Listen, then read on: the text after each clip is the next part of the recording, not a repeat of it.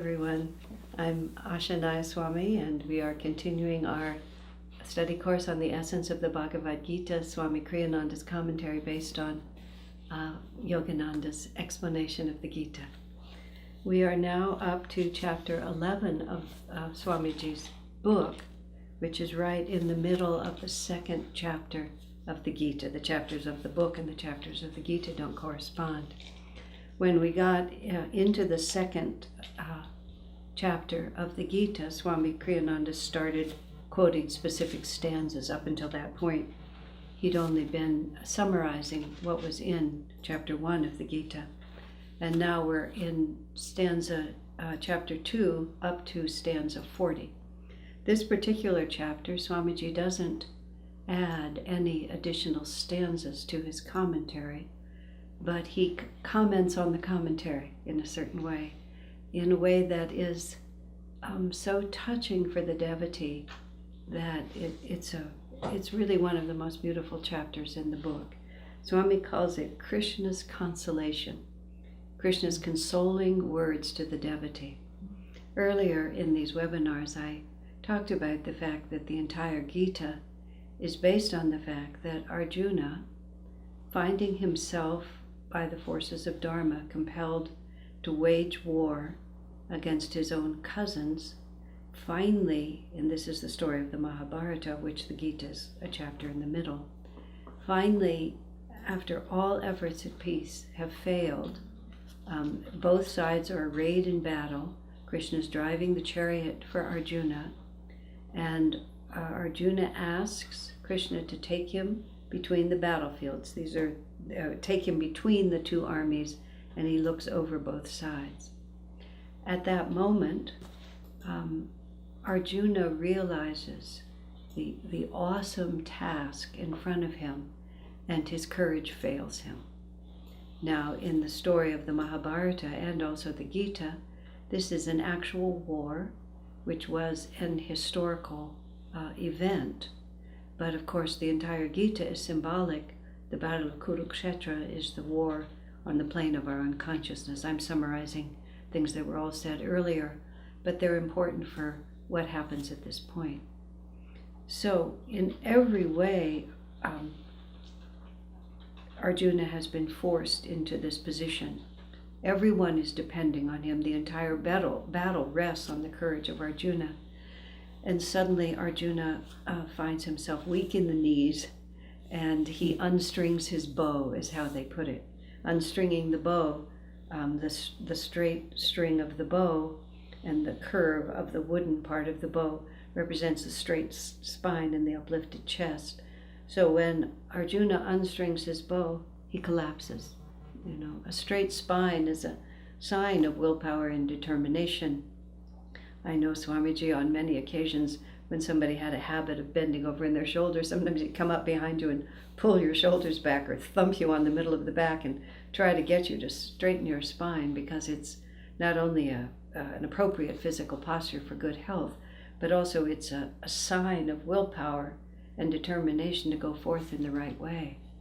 So in the presence of Krishna, Arjuna folds up and he laments about all that he's going to do. And in the previous chapter of the book, and in chapter 2 of the Bhagavad Gita, Krishna gives Arjuna all the reasons. He talks about death, and he talks about the philosophy of courage and the nature of life and the battle of life and how to fight it.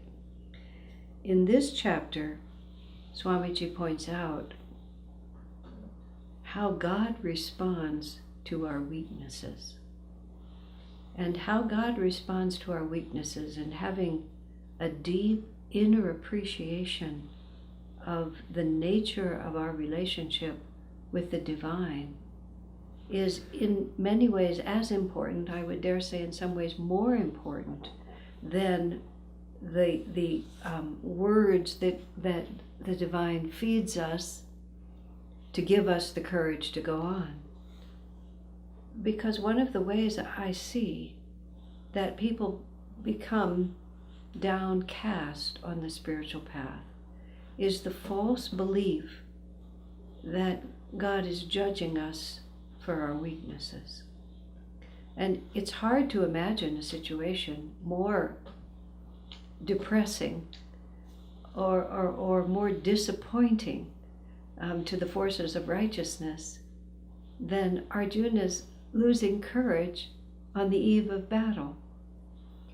And yet, instead of turning away from Arjuna and dismissing him as one who is not worthy of God's grace, stanza 10, I believe it is, of chapter 2, Krishna gives us his advice as if smiling.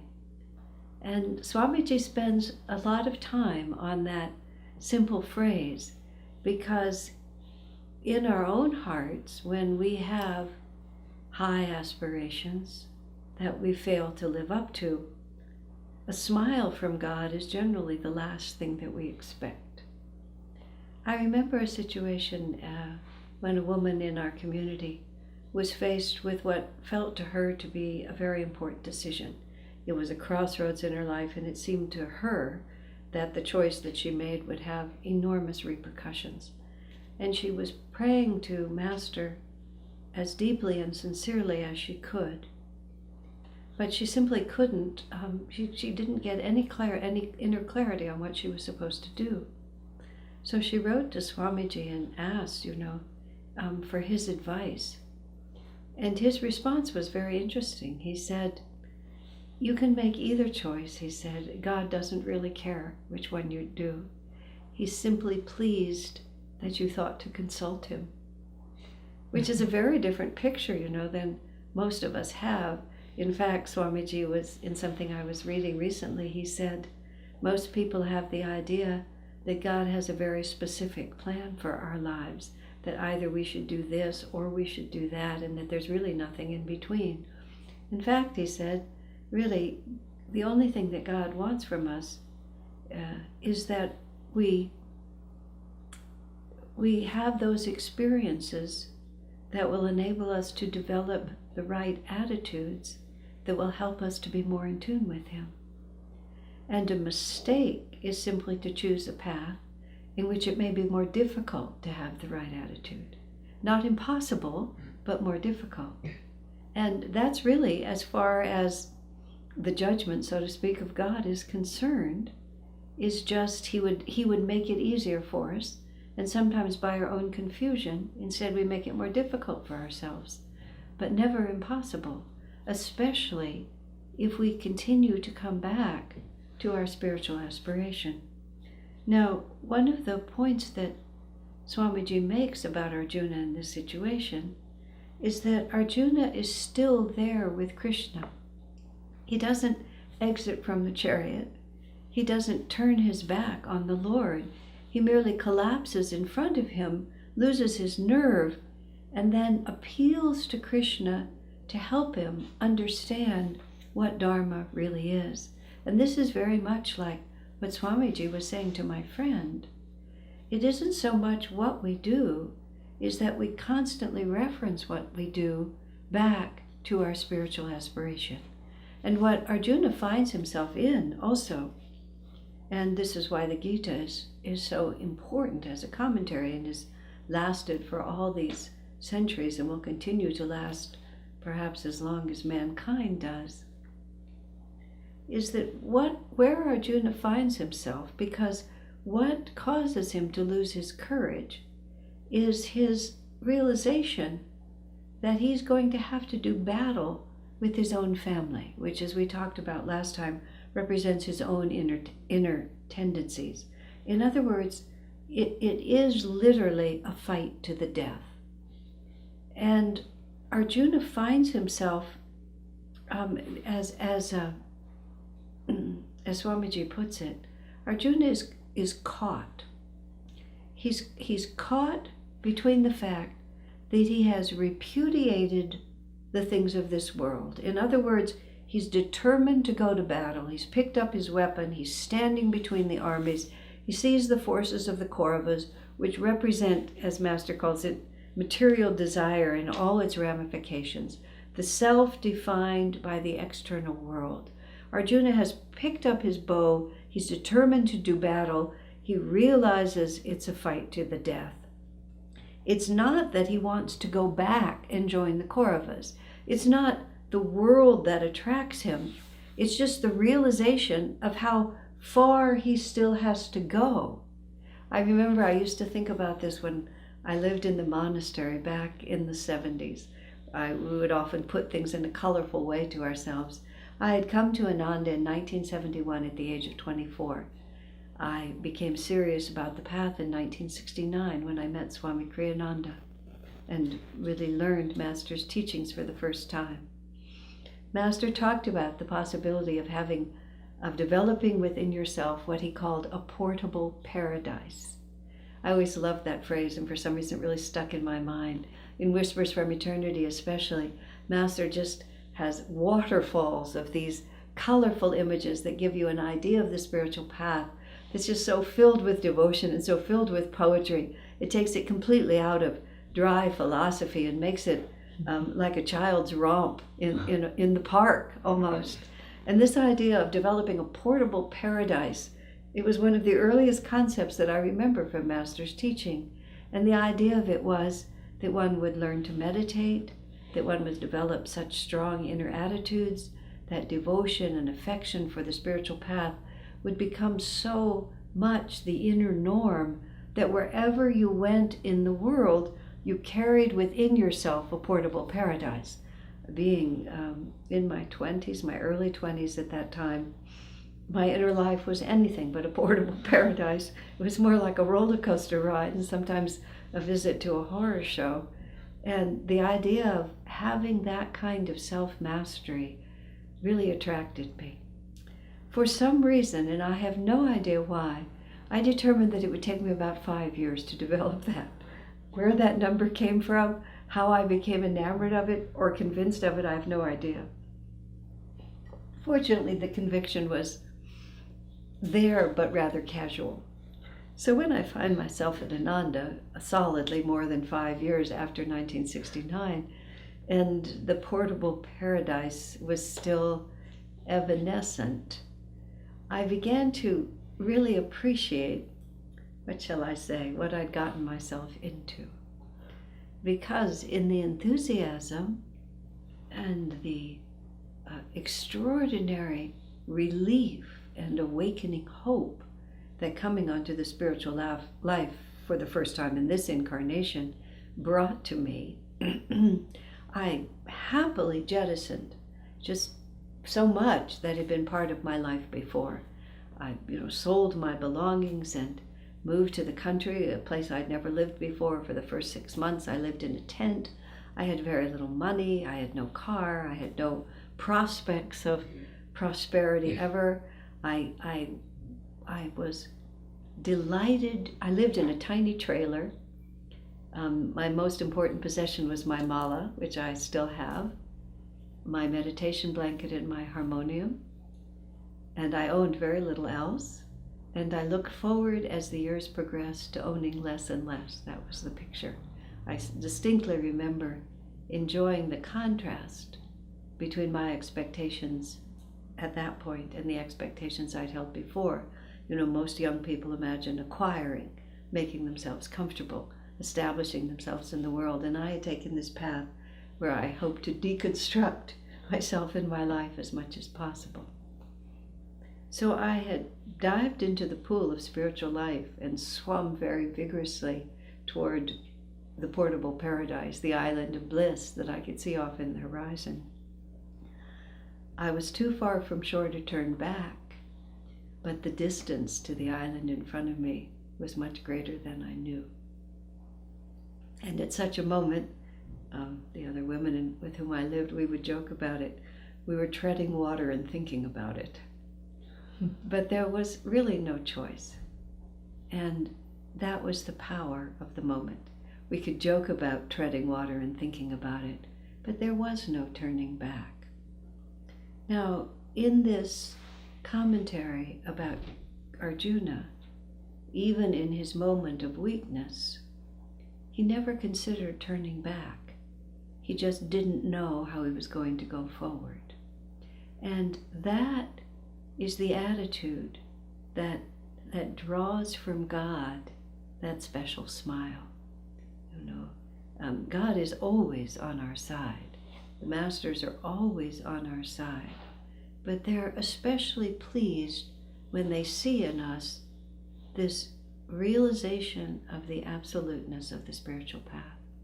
When Swamiji was asked once, what is the secret of staying on the spiritual path and of ultimate success, he gave 3 answers. He said the first is absolute self-honesty. We must be willing to look at ourselves as we actually are. We needn't tell our faults to everyone, but with God there must be no secrets. And in a sense, Arjuna was acting in accordance with that principle. Krishna was right in front of him. He made no attempt to hide from Krishna his weakness, but just opened his heart to his guru and let the guru see him just as he was. That absolute self-honesty is what enables God to transform us.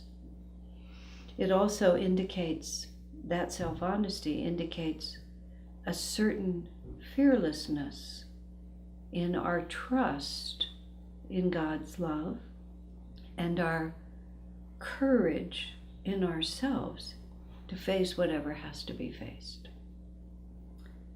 The second Swamiji said, the second point Swamiji offered is practice. That we must always be working on our attitudes and on our efforts to grow spiritually. I remember before I came on the spiritual path, I was born into a Jewish family in 1947. So the specter of what happened in Germany in the Second World War to the Jewish people was never far from my awareness. My family had long since left that part of the world, so it wasn't personal, but it was cultural. And I think I have karmic memories of being in those situations that are probably the reason I was born Jewish rather than caused by my being born into a Jewish family. I have that samskar of being a persecuted minority for whatever reason. And the idea of finding myself eventually in my life in dire circumstances, whether imprisoned for rebellion or simply being persecuted, I always had this thought in my mind as to what would be the right response if, in one of those movie scenes where the whole prison camp is standing out being counted and the guards brutalize someone close to me, I actually had this moral conundrum that it used to actually worry me. What would be the right response? Do you throw your life away in what may be a futile attempt to defend a weaker person, or would interfering simply cause greater chaos and pain for everyone around? I could never reason it out. And finally, after I'd been at Ananda for a while, I realized that Swami Kriyananda was someone I could ask that question. And when the opportunity came, I laid it out before him in much the way I've described it now. Swamiji always had a remarkable capacity to understand behind your words what it was that you were really asking. And so he immediately translated my question into the principle behind what I wanted to know. He said, what you are asking is, how can you know in a moment of crisis what God wants you to do? He said, because obviously you might make the situation worse, you might make it better, you might throw your life away in a futile cause. You want to have a superconscious solution and not merely be reacting from fear, anxiety, habit, all the panic, all the different things that could come over you. He said the only way you can be divinely intuitive in a moment of crisis is if you have practiced when it's easier. And that phrase went so deeply into my heart that I have remembered it ever since. Because we often think just the opposite. When the chips are down, when the stakes are high, that's when I'll stand up and come through. But the fact of the matter is, our response in that moment is going to be built on the moment by moment decisions that we have made, and therefore the pattern of the vrittis that we have built in our chakras, and where the magnetism of our consciousness draws us when our rational thought is gone. Speaking of the Holocaust, there was a story, there's a wonderful book called The Hiding Place, which was written by this devoutly Christian woman named Corrie ten Boom, who was really a great lover of God. And in their little house in the Netherlands, they hid many Jewish people until eventually they were caught. But they had a hiding place.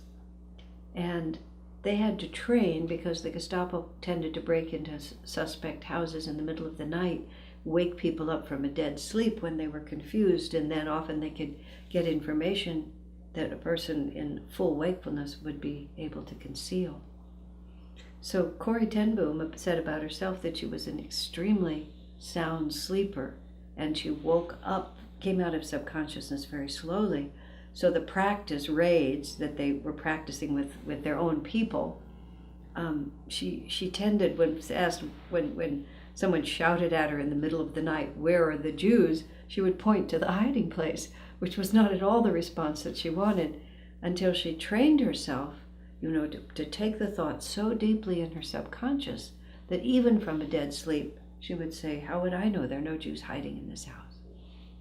And I've always thought that spiritually speaking, when we're not in crisis or not being pressured, when we're drifting along in a more or less subconscious state, we need to have trained ourselves so deeply that at any moment when an emergency comes, the natural response that comes out of us is, "I trust and believe in God," or just that inner feeling of awareness of superconscious intuition.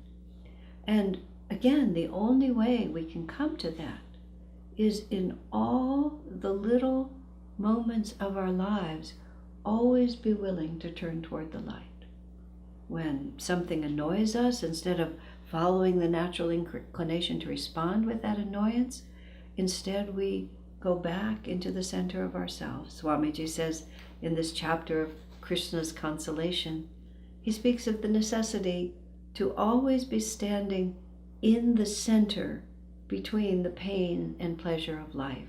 And even as we experience the pleasure or experience the pain, we try as much as possible not to move out of that center point of calmness. And how can we maintain that? When we practice, when it's easier. And this is the self-honesty that Swami was suggesting first, that we always ask ourselves, not merely what do I want, what do I prefer, but what is the truth? So that it becomes just a habit of mind. I know I was very pleased once in a situation I was in.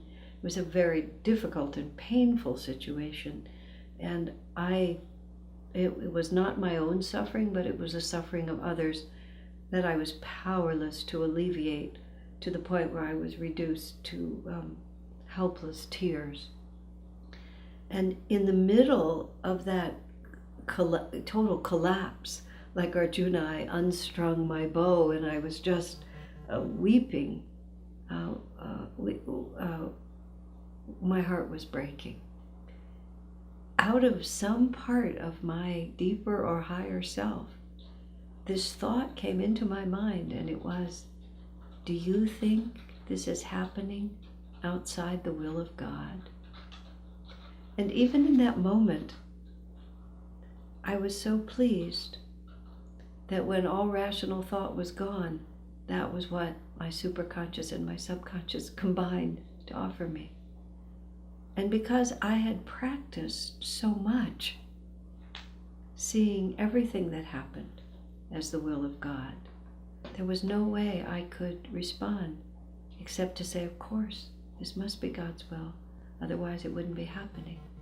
Then the obvious next question is, then why are you so distressed? Well, I was distressed for the sake of others. But even then I had to ask myself, is it really such a bad thing? I have a bookmark that actually I keep it in my copy of the Bhagavad Gita, my little copy of the Bhagavad Gita, although I think I'll take it out now. It's a poem. It's a quotation from a poem, I believe, by Emily Dickinson. It was just one of those random bookmarks that comes into your life. Or it was a quote from her, whether it was a poem or not. She said, "If I can keep just one heart from breaking, I will consider my life worth living." And of course, all of us would like to alleviate the suffering of others. But when I read that just a few hours ago, I had to think to myself, really, is the goal of life to help other people to avoid suffering? Or is the goal of life to help other people to find freedom through whatever comes to them? Now, it's a subtle point that I think Emily Dickinson never considered. And you could argue on both sides that to give hope and comfort to people is certainly a worthwhile goal. But at the same time, the purpose of life is not pleasure, but freedom. And when Arjuna collapses between the two armies, he's not trying to run away from the battlefield. He's just trying to understand and find the courage to do what is needed to reach victory on the other side. And coming back to where I was, speaking of being a nun in the 70s, living at Ananda, and being too far from shore to turn back and not far enough out to have that portable paradise that I thought would come to me much more easily than it has come. It was not a question of quitting. It was just a question of gathering the strength to persevere. Because the third point that Swamiji said in his 3 points for success on the spiritual path is that we must come to understand that seeking God is a matter of life or death. That there's just really no alternative. There's no turning back, because there is no back to which we must return. And whatever is asked of us, quite simply, is what we must do. And we practice when it's easier, so when the big battles come, our weapons are sharp and our spine is straight, and we have an idea how to go forward from that point. You know, God responds. I remember once when Swami was, I don't know what the context was. There were 2 incidents that were similar. Now they've combined a little bit in my mind, but it doesn't really matter. But in some context or another, Swamiji felt compelled to say something complimentary to me. I more or less forced him to do it. It wasn't spontaneous on his part. So he looked at me and he said, "Asha, you're very sincere." Now, I was hoping for something a lot more than that. I was hoping for something like, "You're very advanced, you please me very much, it's clear sailing from now on, the worst is behind you," anything at all. So when he told me that I was very sincere, I felt that I had forced him to say something and he was damning me with faint praise. And I actually became rather depressed about it. And a day or 2 later, Swami could feel in my consciousness that something was pulling me down. And he asked what was bothering me. And I told him, honestly, that I had been a little disappointed, that the best he could say about me was that I was very sincere. And then it was Swami's turn to look astonished. And he with a smile, he said to me, "Asha, sincerity is everything." Now, ever since then, I've really appreciated what he meant by that. It's related to the concept of self-honesty. Sincerity is the ability to absolutely mean what you say, and to say only what you mean, and to act in accordance with your values as you understand them. The more trendy word these days is authenticity. But what it means is that we stand where we actually stand on the spiritual path, and we trust that God will meet us where we are and lead us from where we are to wherever we need to be. You see, that's where self-honesty comes from. And that's where the courage to persevere comes from, is the understanding that we simply can't be something that we are not, and that our spirituality must grow from the inside out. I often think of the way a plant grows, that you can't, you have a seed that has in it the full potential of the tree that it may become. The seed of an apple can become an apple tree.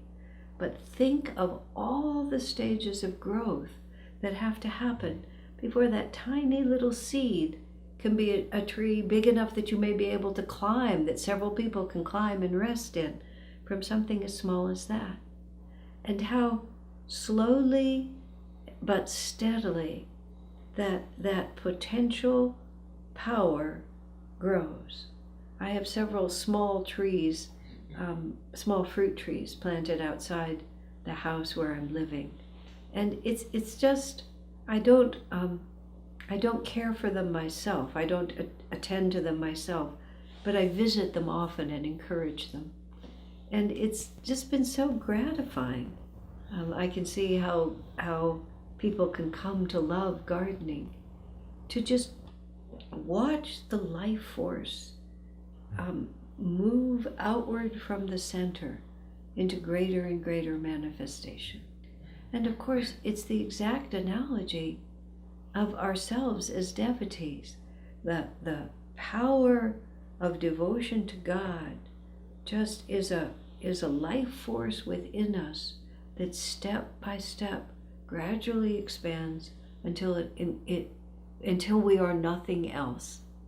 For about 20 years, starting in 1986, I had the opportunity every other year or so to take groups of people to India on a pilgrimage to the sites that are sacred to our line of gurus.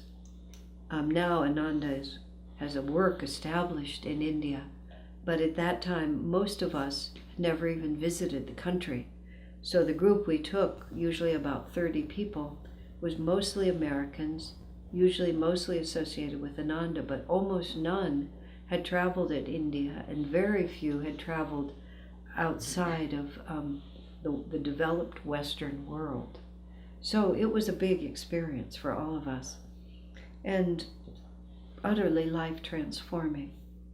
And the experience of being on pilgrimage, being with a group of devotees, having no responsibility except to experience the presence of God, was so thrilling that by the time our trip was over, we traveled for 28 days, a certain anxiety often began to set in over re-entry back into normal life. After a number of, I came to understand that it was vitally important to prepare our pilgrims for what would happen to them when they went back home, because otherwise the shock might be so depressing to them that they would begin to doubt that anything good had happened to them. And I don't just mean the shock of returning to America or going back to work, but the freedom, the inner freedom that one often felt on a pilgrimage was so much one's own that one imagined it would never leave you.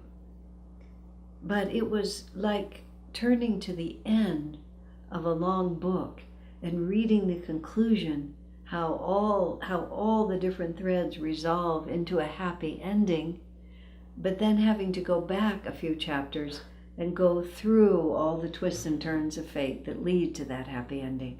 One was getting a glimpse of a higher, brighter world.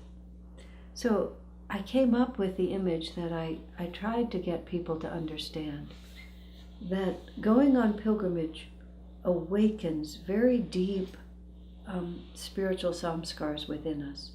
And that awakening is a permanent awakening, even if it falls a little bit into the background of our conscious awareness.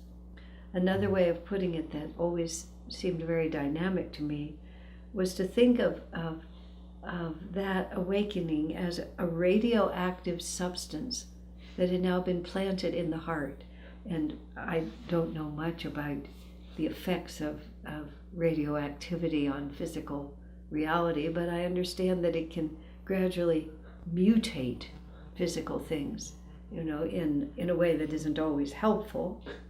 But spiritually speaking, what happens is it's spiritually radioactive, and it becomes a deep force that gradually begins to mutate our worldliness and convert it into those refined spiritual states that we have glimpsed through our pilgrimage experience. And that faith, that sincerity of purpose, is everything on the spiritual path. Human beings vary so widely.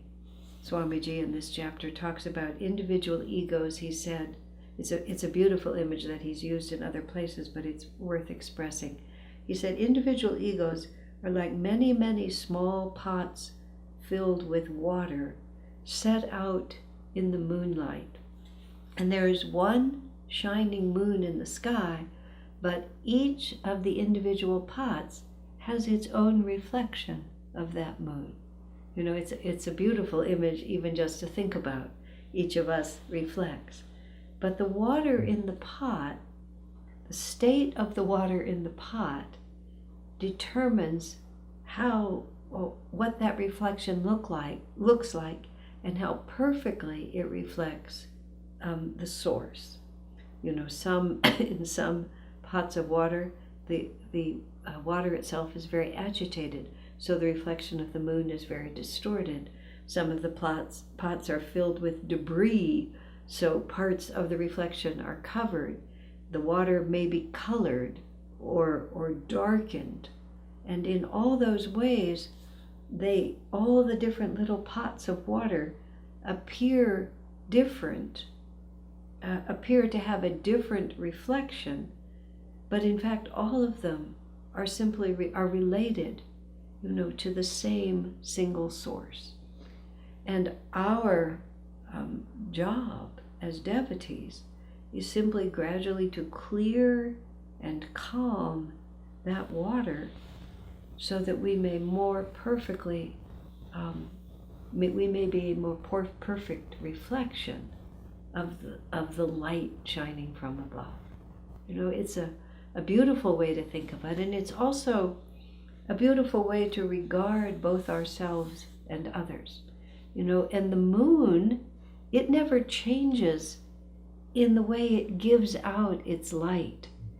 You can think about it as a lighthouse, or however you want to consider it, but the moon is ever steady in its offering of the pure light, and it's only up to us how long it takes us to clear away all the obstructing forces. And I often like to think of it this way, delusion is finite and bliss is infinite. And so no matter how many times one falls into delusion, no matter how many times I make a mistake, no matter how many times I repeat the same mistake, standing back and looking at it from God's point of view, it's a finite number.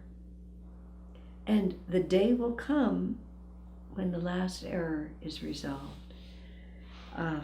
Master spoke of remembering himself all the way back to the point where he was a diamond.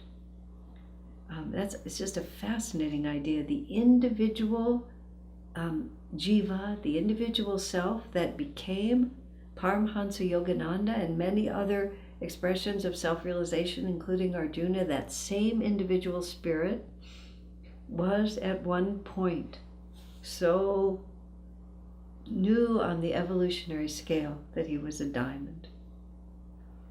A friend of mine asked me, how long are you a diamond before you get to become something else? I added the next question, what do you become after you're a diamond? Is a sapphire more evolved than a diamond? Do you just choose a gemstone? Do you have to go through all the gemstones? When do you become a tree? And what kind of a tree? I mean, it just goes on and on, all those questions, which I thought were very interesting. Swami Kriyananda was still living at that time, and when I had an opportunity, I asked him what I thought was a very interesting question. How long does it take to evolve past the stage of being a diamond? Swami did not think it was a great question. He responded to me by saying, what difference would it make? Just like that. And I, being comfortable with him, said, I thought it was an interesting question, but he refused to answer. But as sometimes happens with him, when he doesn't respond, a moment later something will come to him. And then he turned to me and he said, all time is short compared to eternity. Wow. What a wonderful response that turned out to be. I still have no idea how long it takes to evolve through the stage of being a diamond. But the simple idea that all time is short compared to eternity. See what power that gives us on the spiritual path?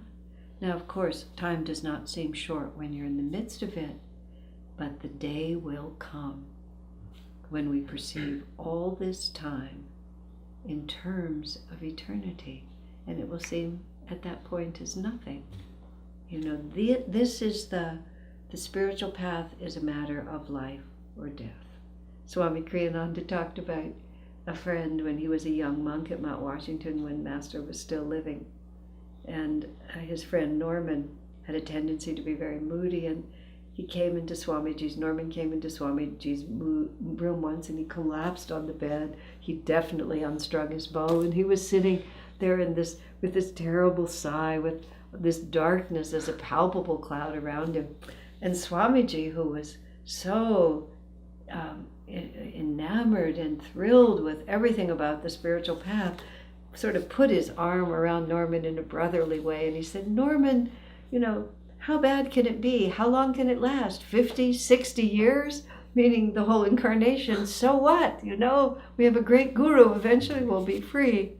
But all Norman heard was 50 or 60 years of these dark moods. And as Swami described it, he ran screaming from the room. It didn't comfort him. But we have to practice, you see, all the time. All time is short compared to eternity. Swamiji himself was very courageous about physical pain. And in fact, as he put it, a little pain never hurt anyone. And when he went to the dentist, for example, he would never take Novocaine, even for complicated dental procedures. And one of the ways he comforted himself was to say simply, I've had a very good life. An hour of pain really is a small part of a greater reality. I've never had the nerve to test myself to that extent. But when small pains come to me, which by the grace of God all I've ever had have been small pains, as Swami talks about a great deal in this chapter, always trying to keep that calm center between the pleasure and the pain, that's the practicing when it's easier. Because you see, what confuses us and makes us unable to hear the intuition of God, the intuitive response of God, is because we have allowed ourselves to move into our likes and dislikes. The light of the Spirit, the wisdom of our Master, is always flowing to us, but it's the agitation of the water in our little pot that makes it difficult for us to see what's being asked of us. And the single thing that blocks intuition more than any other is the preferences we develop for one answer or another. When I had a difficult decision to make in my life and I couldn't decide, I was very young on the path, and I was very dramatic in my emotional declaration of wanting God's will. But all that drama was really a way, truthfully, of blocking intuition, because in fact I knew what God wanted, I just didn't like it. And when I lamented to Swamiji that it was so hard to know what God wanted, his response was quite impersonal. He said simply, "No, it's not." At first I heard that to mean that Swami was speaking of himself, that it was easy for him to know what God wants, and I thought that was a rather unkind answer to give me. I realized that Swamiji would not be unkind, so I had to think again about the words he'd spoken. And I realized he was saying very simply that it's easy to know God's will, but it wasn't easy for me. So I had to ask myself very deeply, why is it so hard for me to know? And then the answer came, because you don't want to know. I said, why? I'm trying so hard, I seem so sincere. And the clarity came, because you're afraid. Because God is asking you to do battle with your own nature. It's Arjuna standing between the two armies, facing into the fact that it is a matter of life or death. There's no middle ground. Now, in this chapter, Swamiji also mentioned something that's so interesting. Talking again about how varied all of us as individuals are, and how what one person enjoys, another person may find entirely distasteful. When we were first starting our center in Palo Alto in the late 80s, we didn't have an actual church building like we have now. We had we met we rented rooms in an office building on the second story of an office building on a commercial street. And at that time, across the street and just a half a block down was this old Quonset hut, which had been converted into a nightclub. It was variously called the Vortex, or then I think for a while it was called the Edge.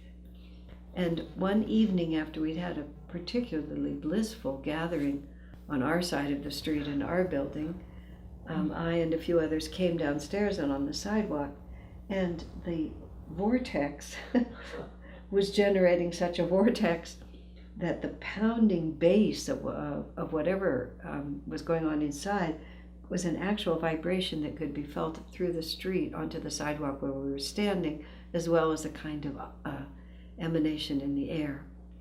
And my route home on my bicycle took me to the entrance, which was at the back there, which was swarming with people who were all dressed in the fashion of the time, which was black. So all these black clad people were swarming around trying to get into this building, which in my mind was also black, although I don't think it was, from which emanated this pulse. And they were eagerly trying to get in, and I was pedaling as fast as I could to get away. It was just like, there's no accounting for taste, is how the expression goes, which Swami actually included in this chapter, that human beings can acquire an affection for things that are very far from in their best interests. Now, by contrast, Swamiji says that one of the words for divine realization is Smriti. Smitty is a wonderful untranslated word for which there is no English equivalent. English has never, the people who speak English have never been interested in concepts like Smriti, so they didn't bother to have words for them. So, and also English just gradually absorbs other people's words. Pajamas, jungle, guru chakras, whatever it is, we just take in other connoisseur, we take in everybody's words. But Smriti means divine memory. And the way Swamiji puts it is, when you have a taste of true divine experience, you don't have to acquire a taste for it. You simply recognize it as that which you have always been seeking. It's very interesting that people who have near-death experiences, for example, or more accurately, death and return experiences, that leave their bodies as if in death, go into the astral worlds, the higher astral worlds. Some people go into lower astral worlds. There's a whole series of near-death experiences in which people do not go to heaven but go to hell and learn a great deal about the consequences of their own actions. When Swamiji first was given a book with some of those stories, he said, I knew there had to be some like this. Not everybody who dies and comes back is a good person. But in any case, when people go into those divine realms, one of the consistent things that they always say is how familiar it seems to them. And even to the point where they realize that this has always been their true home. They just forgot. And that's how people say it in English. This is where I really belong. I just forgot, meaning my whole lifetime I thought I belonged in that world when actually this is the world to which I belong. And often it's a great disappointment to realize that they don't get to stay where they belong, that they have to go back to this world for which they have acquired a taste, but which is really not natural to the human heart. And that Smriti is what drives us forward. It's what, even getting a glimpse of that, just the slightest bit of awakening that this is where my true happiness lies. And even if along the path to that, as happened to Arjuna at this moment in the battle, we lose heart for the struggle, God and Guru come to us and remind us of what it is that we're seeking and why. Swami also says that for the Guru to smile at us in that way, for us to be able to perceive the Guru's smile, is indicative of a relatively high level of spiritual advancement, but one to which we can all aspire and one which we all must reach. And that high level is the absolute faith that God is on our side. I remember again as a young devotee, I was falling into what the Catholics call over-scrupulosity. In my desire to be a good devotee, I was becoming more and more anxious about what I perceived to be my failings, to the point where everything about me gradually came to seem like a failing. And I was, as Swamiji put it, narrowing the path to the point where there was no possibility that I could stay on it. And I remember Swamiji saying to me, when I always think of this, I always think of it as he pleaded with me.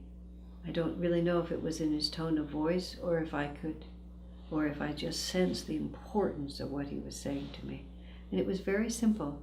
He said, God does not want you to be unhappy, Asha. It is you who have imposed that on yourself.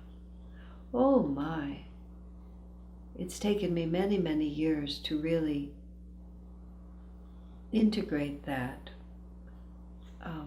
into my life, because the karmic habit of falling into depression or dismay at the sight of my own shortcomings is a difficult one to overcome. But God does not want us to be unhappy. He doesn't mind our failings. All he wants from us is that we just don't give up. People have asked me often on the spiritual path,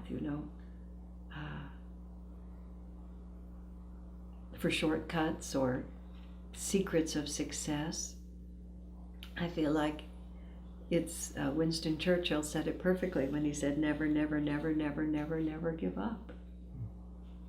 And the thought that God is not dismayed by our failings is what Swamiji is wanting us to understand. Arjuna has collapsed. He's letting everyone down. There's no certainty that he's going to recover. He simply unstrung his bow and has collapsed in the chariot. we know the end of the story, so we know that he's going to get his courage back and go ahead and win the battle.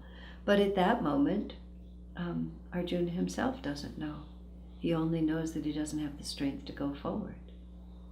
And in that moment, if we cling to God, in that moment, even if we've totally lost faith in ourselves, if we don't lose faith in God, then that power will always come back to us. That's what saves us in the end.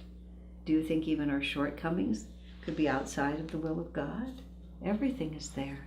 It's very important, and Swamiji mentions this here also, that the soul that incarnated as Krishna was the same individuality that had itself gone through all of these incarnations to achieve self-realization and then to be able to return as an avatar. We develop such an appropriately exalted attitude toward these great avatars, and we feel them to be such an order of magnitude greater than ourselves, that we sometimes lose sight of the fact.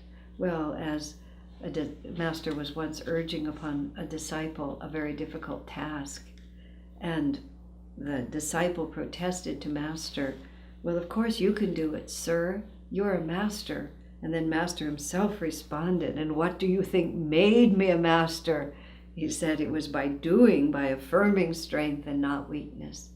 Now that wasn't just a pep talk. That was a simple statement of fact.